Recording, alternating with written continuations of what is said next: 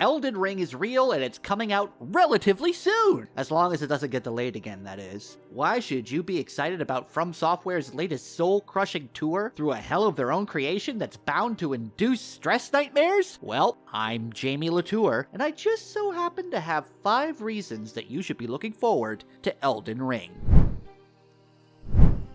Each game with Hidetaka Miyazaki's name stamped on it has offered us something different. The Dark Souls games are fantastic dark fantasy RPGs where you can kit out your character with tons of weapons and magic. Bloodborne gave us a faster-paced combat experience combined with its creepy Jack the Ripper aesthetic, while Sekiro introduced stealth, cranked up the emphasis on parrying, and allowed us to move around the map with greater ease. The first reason to be hyped about Elden Ring is that it appears to be the culmination of everything that From Software has done so far.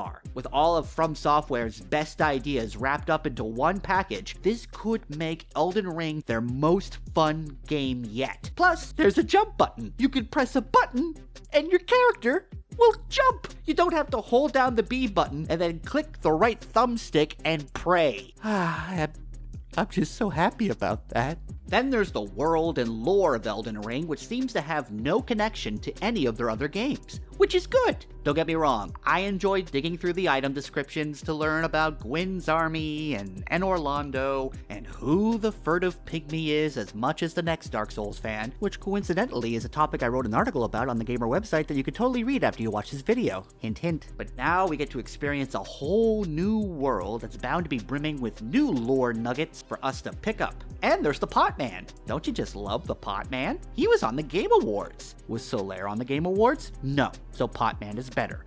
Also, this world is partially created by George R.R. Martin, so this game may be the closest we ever get to reading The Winds of Winter. That's depressing! Speaking of the world of Elden Ring, this is From Software's first true open-world game. What does an open-world Souls-like even look like? Many of the games that From Software have created have practically been open-world since each level is massive and full of bloodthirsty monsters. But this game is boasting about the fact that you'll be able to go anywhere and tackle the bosses and zones in any order. Of course, considering how confusing it can be to progress through a regular old linear Souls game, an open-world version could wind up being a convoluted mess. However, part of the joy of playing a From Software game are those moments where you accidentally run into an NPC, or a boss, or an area that you had no idea about, and being blown away by how terrifyingly beautiful it all is. With an open-world design, Elden Ring may allow for those moments to occur at any time, which will likely be followed by a swift and violent death.